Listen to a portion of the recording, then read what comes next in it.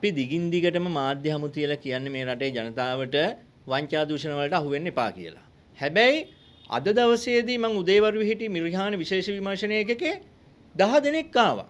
10 දෙනෙක් ඇවිල්ලා පැමිණිල්ල දානවා. අනේ පවුල් පිටින් එන්නේ. කැදැල්ල කියලා එකකට සල්ලි දැම්මා. අපේ ගේ හදනවා කිව්වා. හදපු ගේත් නෑ. මුල්ගල විතරයි තියලා තියෙන්නේ.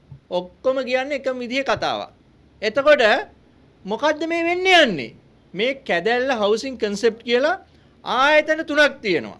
ඒ ආයතන තුනේ හිමිකරුවෝ ඉන්නවා. දැන් මං ගාව ෆොටෝ එකක් තියෙනවා. සල්ලි මිටියක් තියාගෙන ඉන්නවා.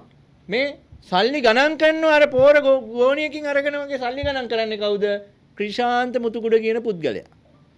එතකොට දැන් මාස 3කට විතර කලින් මේ කැදැල්ල හවුසින් කන්සෙප්ට් කියලා කැදැල්ල කියන නමින් මෙන්න මේ විදිහට ගෙවල් හදනවා කියලා ගෙවල් වල ඒ හැදීමේ ක්‍රියාවලිය අඩපණ වුණාට පස්සේ එක එක කම්ප්ලේන් එන්න ආවා. එන්න ආවට පස්සේ මොහු මට දුරකථනයෙන් පවා කතා කරලා තියෙනවා නෑ සංජය මහත්තයා අපි මේ ගෙවල් හදලා දෙනවා කියලා.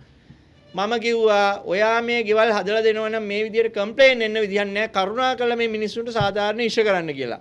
හැබැයි අද වෙන විට අපි අර හිතින් හිතාගෙන තියපු දේ යථාර්ථයක් වෙලා තියෙනවා. මොකද්ද යථාර්ථය? ඊටාත්ම කනගාටුදායක යථාර්ථයක්.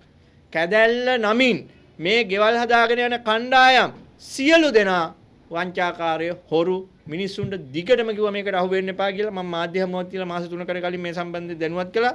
හැබැයි අද වෙනකොට මේ වංචාකාරය පොලිසිය රත්තරන්ගොඩ අරන් තියෙන මිරිහාන වංචා විමර්ශන ඒකකයේ මගින් දැන් මේ සියලු දෙනාම කර කියා ගන්න දෙයක් නැතුව ඉන්නවා. ඊට පස්සේ ඉන්නවා මෙන්න අනිත් පුද්ගලයා. ඒත් කැදැල්ල විකුණලා මේ ටයිකෝඩ් දාගෙන ඉන්නේ මලින් නුක්වත්ත කියන පුද්ගලයා. තාම කිසි පොලිසියකින් අත්අඩංගුවට අරගෙන නැහැ. ඔහුගේ ගෝලියෝ 3 දෙනෙක් අත්අඩංගුවට ගත්තට මේ කැදැල්ල ජාවාරමේ මේ ආයතන දෙකක්. අර මුතුකුඩගේ ආයතනයේ වෙන ආයතනයක් මලින් නුක්වත්තගේ තව ආයතනයක්. මොහොත් මේ කැදැල්ල කියන නම හරි ලස්සන නමක් නේ. කැදැල්ල ලස්සනට තියෙනවා. ගේ හදන පෙන්නනවා වීඩියෝ දාලා Facebook මගින් Facebook pages 50කට අධික ප්‍රමාණයක් අපි හොයාගෙන තියෙනවා මේ ව්‍යාපාරය ප්‍රවර්ධනය කරපු. එතකොට මේ මලින් උක්කතලා හැම වෙලාවෙම මිනිස්සුන්ගෙන් සල්ලි අරගෙන පොඩි ගණන් නෙමෙයි. ලක්ෂ 30, 40, 50, ලක්ෂ 100 දුන්නේ කට්ටියක් ඉන්නවා. ඉතින් හිතා ගන්න බැරි විදිහේ ඩිස්කවුන්ට් ඒ විදිහේ මේ සාධාරණ මිල ගණන් යටතේ කියලා ලොකු ඇඩ්වර්ටයිස්මන්ට් එකක් දාපු ගමන් අපේ වායහල මේකට අහු වෙනවා. දැන් අහු වෙලා කරගන්න දෙයක් නැතුව පොලිසි ගානේ එනවා. ඉතින් කරුණාකරලා කියන්නේ අපිට ඉල්ලන්න තියෙන එක දෙයයි දැන් ඊළඟ ප්‍රශ්නේ ඇති වෙලා තියෙනවා. පොලිසියට ගියාට මේ දීපු මුදල් නැවත ලබා ගැනීමේ ක්‍රමවේදයක් නැහැ. ඇත්තම කියනවා ලංකාවේ ක්‍රිමිනල් නීතියේ තියෙන අදාළ වැරදට දඬුවම ලබා දීම මිසක මේ මිනිසුන්ගේ මුදල් ලබා දීම නෙමෙයි. නැවත මුදල් ලබා දෙන්න පොලිසිය බැඳී ඉන්නේ. ඒක තමයි රටේ නීතිය. ඉතින් සියලු දෙනා මේක දැනුවත් වන්න.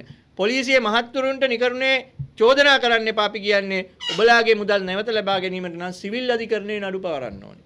දැන් අපි සියලු දෙනා කණ්ඩායමක් විදිහට එකතු කරලා තියෙනවා. ඒ සියලු දෙනාට උපදෙස් දෙනවා නියමිත ආකාරයට කොහොමද සිවිල් නඩුවකට ගිහිල්ලා මේ මුදල් නැවත ලබා ගන්න කියලා. එතකොට මේ වංචාවට අහු වෙච්ච අය ඉන්නවා නම් කරුණාකරලා පොලිසියේ පැමිණිල්ල දාලා මිරිහාන පොලිසියේ පැමිණිල්ල දාලා ඒ වගේම මුදල් ලබා ගැනීම සඳහා සිවිල් නඩුව දාන්න. ඒ වගේම තවත් කවුරු හරි ඉදිරියේදී මුදල් ලබා දෙන්න බලාපොරොත්තු වෙමින් ඉන්නවා නම් මේ මහා වංචාවක් මේකට අහු වෙන්න එපා. කැදැල්ල නමින් කරන මුතුකුඩලා කරන ව්‍යාපාරයත් අසාර්ථකයි. මලින් උක්කත්තලා කරන ව්‍යාපාරය තනිකර හොර ජාවාරමක්. එතකොට මේ සියලුම කැදලි මේ වෙන විට වංචා සහගත දේවල් බවට පත් වෙලා තියෙනවා. මේ කැදලි වලට අහු වෙන්න එපා. ගයක් හදනවා නම් දන්න කියන කෙනෙක්ට ගමේ මේසන් බාස්ලා ඉන්නවනේ දෙයියනේ. මේසන් බාස්ලට අත්කම දීලා දන්න කියන මිනිහෙක් ලව්ව හදවන්න. මේ කම්පැනි නමින් අටවාගෙන ඉන්න මේ ව්‍යාපාර එකක්වත් සාර්ථක ව්‍යාපාර නෙමෙයි. ඔක්කොම හොරු. කිව්වොතින් හොරු. එතකොට ඉදිරියේදීත් මේ concept එක යටතේ වංචා දූෂණ කරන්න පෙළඹේ කට්ටිය හැමෝම පරිස්සමින් ඉන්න. දැන් අර කාලයක් තිබ්බ පිරමිඩ දැන් පිරමිඩ වෙනුවට ගෙවල් හදලා දෙනවා කියලා මුදල් ලබා ගැනීමේ ජාවාරමක් තමයි ක්‍රියාත්මක වෙන්නේ.